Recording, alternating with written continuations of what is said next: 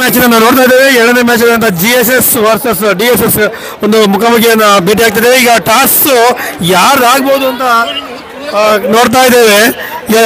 Toss win by GHS, toss win by GSS ಆಗಿದ್ದಾರೆ. ಈಗ GSS ಒಂದು ತಂಡದ ಅಭ್ಯರ್ಥಿಗಳು ಕ್ರೀಡಾಪಟುಗಳು ತಮ್ಮ ಉಪ್ಪನ್ನು ತೋರಿಸಲಿಕ್ಕೆ ಮುಂದಾಗಿದ್ದಾರೆ. ಹಾಗೆ DSS ಇರುವಂಥ ಒಂದು ಕ್ರೀಡಾಪಟುಗಳು ಸಹ ಒಂದು ಉತ್ತಮ ರೀತಿಯಲ್ಲಿ ಪ್ರದರ್ಶನ ನೀಡಲು ಮುಂದಾಗಿದ್ದಾರೆ.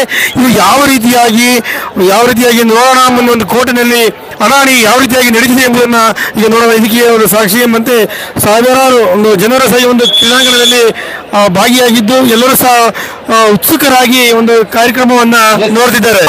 ರೈಡಿಂಗ್ ಅನ್ನ DSS ಸಂಘದವರು ಒಂದು ಇದನ್ನ ಮಾಡ್ತಿದ್ದಾರೆ. ಇದು ಒಂದು ರೀತಿಯ ಎರಡು ಮಾಜಿ ಈಗ MLA ಆದಂತಹ DSS ಸುರೇಶ್ ಹಾಗೂ ಈಗ ಹಾಲಿ MLA ಆದಂತಹ GHS ಹೆಸರಲ್ಲಿರುವಂತಹ ಒಂದು ಟೀಮ್ ಹೆಸರಾಗಿದ್ದು ವಿಶೇಷ ರೀತಿಯಲ್ಲಿ ಹೆಸರನ್ನೇ ಇಟ್ಟುಕೊಂಡಿರೋದ್ರಿಂದ ಉತ್ಸುಕರಾಗಿ ಆಡ್ತಿದ್ದಾರೆ. ಯಾವ ರೀತಿಯಾಗಿ ನೋಡ್ತಾಣ.